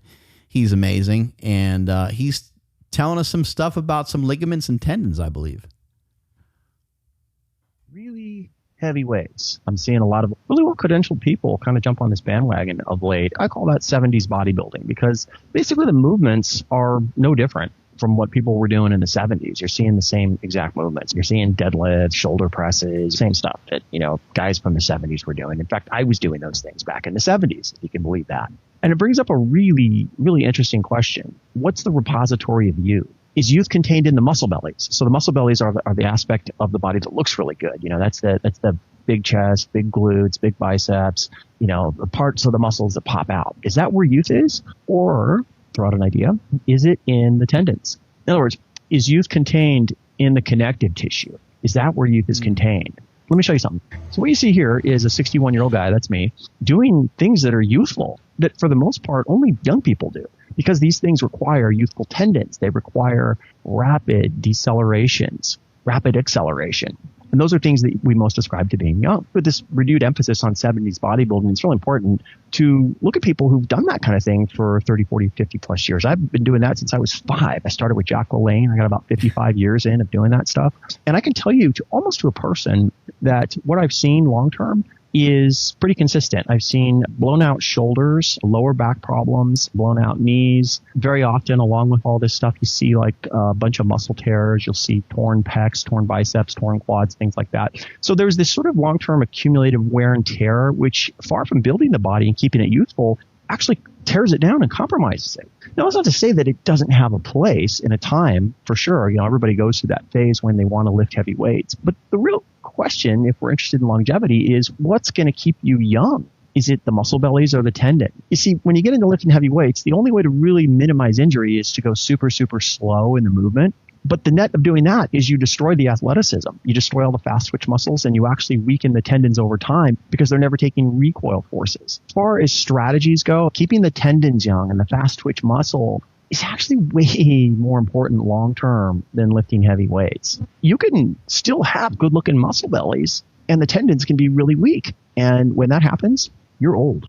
You know, I think there's a lot that was said there. Man, it's easy to like get sparked up over one thing versus another. We have to understand and realize first and foremost, this is short form content, and there's only so much Joel can share in a reel, right? I thought he did a great job. I thought he's very descriptive of a lot of different things that are important, a lot of different things that we see going on. When it comes to like, what's better for youth,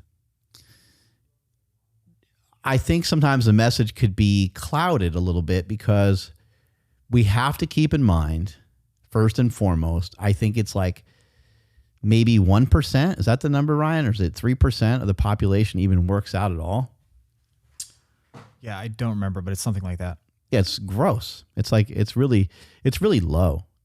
You know, the amount of people that exercise regularly, the amount of people that actually lift in this country, you know, so Joel's talking about people that he's seen that have been lifting for 20, 30 plus years, right?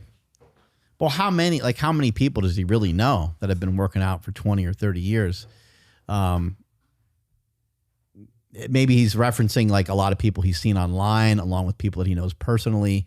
That's like, okay, that number can get up there a bit. But it's not like he knows 150,000 people that are all messed up from lifting. You know what I mean? So that's important to kind of keep some of that in mind. There's not necessarily anything inherent about the lifting of weights, whether it's done with a machine, a kettlebell, a dumbbell, a selectorized machine, or any other variation of lifting that would make it inherently bad for the human body. However, what's prescribed could potentially be. So if you kind of continually get into these same shapes all the time and you do 3 sets of 10, 3 sets of 10, 3 sets of 10, you could be reinforcing all the same stuff over and over again with a kind of like hypertonic, an advanced level of input due to the amount of weight that you're using. So if I was to do 3 sets of 10 flies every day, 3 sets of 10 incline bench every day, and 3 sets of 10, 3 sets of 10 decline dumbbell bench every day. You know, if I did all these things like every day, none of it would probably have any negative impact whatsoever if I did it with weights that were very light, right? Like if I did it really, really light, it's like, I don't know, it just might give me some definition in my shoulders. If I did it with really heavy weight, maybe over time, maybe as my body acclimated to it, maybe it's like not enough recovery, but maybe I can get like some hypertrophied muscles. But at some point, my shoulders are probably going to start to roll forward a little bit because I'm just overdoing training the front of the body. You know, I'm just training the shit out of the chest, and I'm not training enough out of a lot of the other muscles, and there's a lot of neglect going on with a lot of other muscles in the body. And so I think that the way that we work out is massively important. And if you think about like bodybuilding techniques can range anywhere from 6 reps to like 20. And people do all kinds of stuff and they do everything in between. You know, people do stuff way on one side, way on the other, and all the way in between all that. So they'll do, you know, sets of 6 for a few weeks, and they might do sets of 10 for a few weeks. They might do sets of 20 for a few weeks. Well, all of those are such massively different training protocols. I'd also say that, again, Joel only has so much time to relay a message in a reel. Most of what he's talking about with lifters who've been lifting for a long time that start to really break their body down is the lifters have signs and they break their body down way earlier than they'd like to admit. Some things happen, they start to lose a little bit of their youthfulness, and they just kind of sweep it under the rug, and they just keep going, and they just keep going and keep going. At some point, they realize even when they're setting up on the bench press, the whole process looks labored. It looks sweaty, fat, and red and purple, and it's not anything that's representing any form of athleticism whatsoever. Not that that's necessarily the goal either. That's not the goal, right? The goal isn't to like look athletic and look pretty, like you're trying to like lift and trying to lift some heavy ass weights, right? However, from what I've observed over the years is like, that's what I've seen. I've seen, guys get on the bench from day one, and then, I've seen them get on the bench on day, 6 years later, and the way that they even sit on the bench is way different. They now put their hands down to like sit on the bench, rather than like just plopping their butt down on the bench like a younger person would. Maybe their setup is different. Their mobility is different. Like everything starts to change. So heavy lifting, it will have a biological tax if other things aren't implemented. And we've been talking about that on this show for a while. You could probably avoid all of it if you really just don't get too nasty about getting too deep in the weeds with heavy lifting. It's probably the truth of it. If you probably just never get into doing some really heavy squats, some really heavy, like regular squats, and you probably never really get into any nasty deadlifts, then maybe you don't have to worry about some of these things as much. And heavy benching, But if you're a little bit more on like some of the side of like single arm stuff, like single arm rows, like that's still a sick exercise. That's still a beefy, manly exercise. A one arm row, like a heavy ass one arm row. It's still a cool movement, right? What about a one arm overhead dumbbell press? Like that's kind of cool. That can take like a little bit of athleticism, especially if you're trying to lift it all the way from the ground all the way overhead. That takes some skill and takes a little bit of mobility, right? I just think, if our value changes a little bit on the things that we like to do in the gym, I mean, just imagine if you had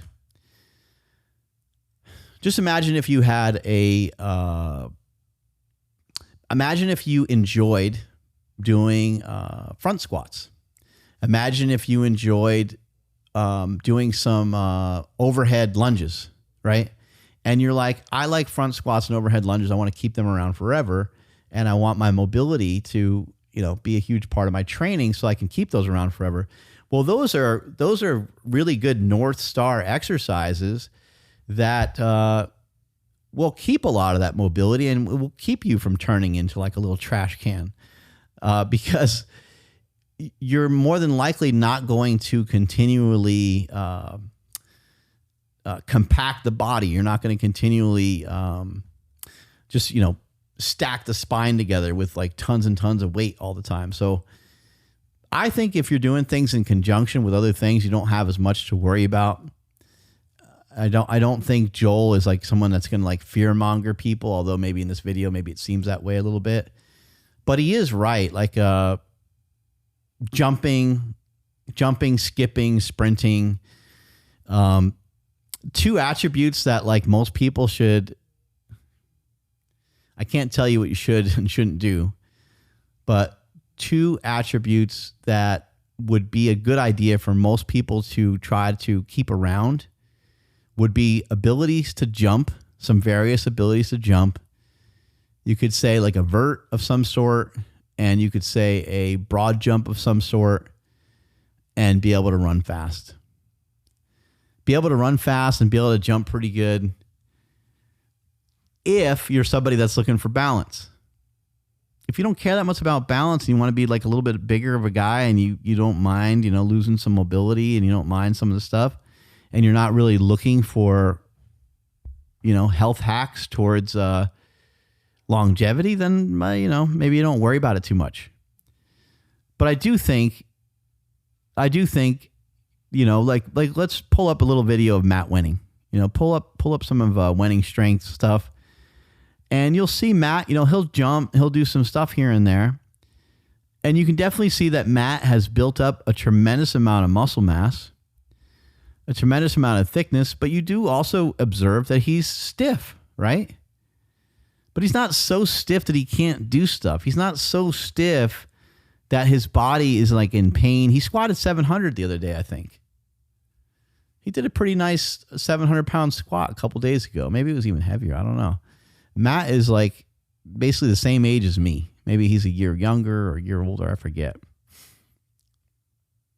But he's no joke. And he does some like jumping stuff. Like he doesn't do tons and tons and tons of stuff. But not only is he a lifter, and not only was he an awesome lifter, his best equipped squat. So my best equipped squat was 1,080. His best equipped squat was 1,197. 1,197. And he probably did it like maybe about a year or so before I did my 1,080 squat. So his 1,197 when he did it was like unheard of. It was, I believe it was an all-time world record when he did it. It was a huge squat. I think he did it in 308 weight class. It was a monster. And then he also turned around and I think he squatted 854 or 865 raw. I mean, bench 611. Bench 611 raw. Didn't have a crazy deadlift. Otherwise, he would have had a nasty. He had a really nice total regardless, but he would have had a nasty raw total if he was one of those, mutant guys that pulls, 850, 860. Yeah, Matt's a beast. Anyway, my point in bringing him up is like he's paying attention to a lot of the things. This guy loves lifting. He loves the heavy ass stuff. He's like still putting on briefs here and there. He's still doing like, reverse band squats. He's still doing like, he's still doing some of the stuff that he was doing years and years ago. He loves it. He stays attached to it, but he also knows like, yeah, I need to keep some of these other things in here too. And Louis Simmons was the biggest promoter, by the way, of general physical preparedness. Louis Simmons wanted people pulling sled. He was really big on pulling a sled. He was big on staying in shape, staying in conditioning. I mean, Louis would say, hey, take a med ball to, outside and just chuck it around for 20 minutes. You can see here, yeah, they're doing like the rope and like, I mean, they were just at Westside. They did and tried everything. I think Louis a lot of times would mention stuff to people, and I don't think they would really truly listen or do it long enough because it would take you away from stuff for too long. But I think if Louis had it his way, that he and his guys would go through bouts of conditioning for a few months and then return back into lifting.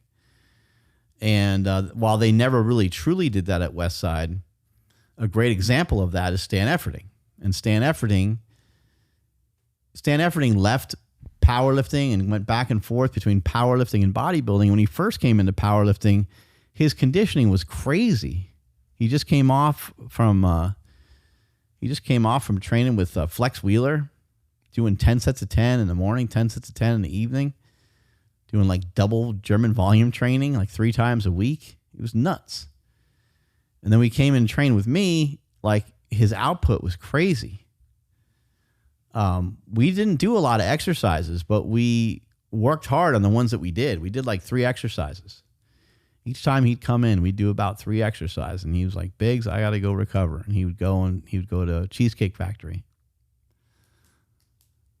And pretty much every time he'd go and just hammer some food and recover from it. But anyway, Stan is still doing pretty good. And you can see that Stan, yeah, there's Stan flying. Yeah, and I think, he's benching with some bands on there. Crazy speed. Yeah, the bar's got whip. It's like bending. I'm a freaking maniac. Made so much noise all the time. Jesus, he looked like he's got like a refrigerator stuff underneath his shirt. Pretty epic mustache. Pretty bloated face too back then. Oh, speaking of bloated faces. Not a bodybuilder. Everybody in this gym was great back in the day. Everybody was fat. Well, maybe not everybody. Everybody except for Stan was fat. Oh, yeah, he was a freaking tank. But even Stan, is like, I'm not sure what videos we got available of him today, but he's way into pickleball. As a younger person, Stan was into soccer. And imagine if Stan kept in some of his stuff that he learned in soccer throughout his entire bodybuilding career. Imagine if he just kept a little bit of that in there. Or just had knowledge of like, hey, I should keep some of this in there because it's good for my life. It's good for my joints. It's good for my body. Then maybe he would be a little bit further ahead than where he's at with his current pickleball game, but he's probably doing pretty well anyway. But yeah, as you age, you will get stiffer, you will get tighter, but to the point of Joel Green, you can kind of expedite that. Don't get lost in the sauce and think that strength training is going to fix everything for you. And don't think that bigger muscles mean everything.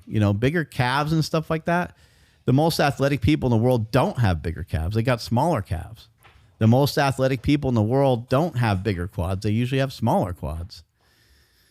The most athletic people in the world don't have like giant biceps or giant shoulders. I mean, sometimes they do. There's some cases, there's some people that are pretty jacked, but for the most part, people are like smaller, Your calves are smaller. Usain Bolt's calves are small. Stan Efferding had small calves. Not only did he have small calves, he had skinny legs. And he squatted 900 pounds. So the hypertrophy, the bulk, all these things that people work towards that could really negatively interrupt your movement patterns and negatively interrupt just the way that you move and the way that your body even works, because now your body is an extra 5 or 10 pounds heavier in certain areas, isn't the most ideal thing. So just being, just understanding that you're not going to get everything you need from lifting. You're not going to get everything you need just from jumping. You're going to have to mix things up a little bit. And I think Joel Green had some really great points in there talking about that ligament and tendon health and how do you incorporate some of that stuff? Just incorporate it over time and do so slowly. Like there's no rush. Find some things that you like or enjoy. It's not, you don't have to like suffer through a bunch of stuff that you really hate. You can find some stuff that you think is going to be fun and you can start to mess around with it. A great place to put things is at the end of a workout, and it's not going to interfere with the workout for the day, or sometimes in a warm-up. So like rope flow could be something that could be done as a warm-up. Throwing a med ball could be something that's done like at the end of a workout, even though you want to throw a med ball pretty hard and you want to have it be done a certain way. First couple times you try it, just have it be fun. Just have it be something that you just like implement. And maybe you just, sometimes you make a pact. I don't know if you guys have done that before, but I do that with training partners a lot. I'll say, hey, let's just do this circuit every time. How about every time we come in, we do 15 push-ups, 15 squats, 15 jumping jacks, and we do it, in succession, and we just do it every time. And you do, 3 sets of it and we're done. Shit like that. Things like that will keep you fit, keep you in shape, keep you having fun, keep you challenging each other. There's the old rope. We did some rope flow the other day. We had Jimmy House at the gym, and we were showing him some rope flow. But the rope is great. Great way just to introduce some extra movement. It's a very small movement, but it can be done. It can be something that it's a very small thing to implement, is what I mean. Like, it's a very easy thing to implement. It's not a costly thing. It's not something that, it's not something you have to really figure out how to implement into your training, because it's going to make you sore or tired or anything like that. But yeah, that's it, man. I went over a lot of shit for you guys today. We talked about managing the insulin levels, and we talked about will versus discipline. We hammered a lot of shit. Strength is never weakness. Weakness is never strength. Catch you guys later. Bye.